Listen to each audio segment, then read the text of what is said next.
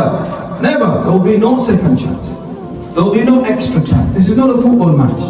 Allah gave you 20 years, Allah gave you 60 years, alhamdulillah. Some of us, mashallah, Allah gave them, long age, mashallah, extra time, we call it, 70, 80, Allah. If you happen to get this opportunity of 80 years and 70 years, you have to be extra careful. Because the longer the time, the longer the questions as well, the more the questions. Allah is going to ask you. The person who spent 20 years on this planet Earth is completely different to someone who spent 90 years. Allah is going to ask you all the bounties and the faculties that I gave you. I gave you extra time, 90 years. What did you do? Were you only busy with your worldly affairs? Were you only busy, buying houses, doing business, opening shops, changing jobs from this job to this other job? How about Ramadan, when Ramadan came? How did you treat Ramadan? How did you treat zakah? Are you paying your zakah? How about salah?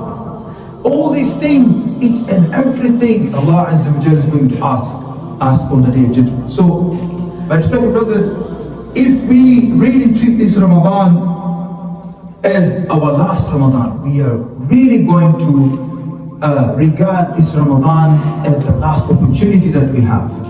And we are going to treat it efficiently and appropriately. Each and every second of Ramadan will be utilized in dhikr, subhanallah, Allahu Akbar, la ilaha illallah, astaghfirullah, dhikr, istighfar, salatu ala nabi, recitation of the Quran, khalas, helping the needy and the poor people, helping the orphans, having schemes and networks that whereby da'wah can prosper. This is the last opportunity of Ramadan.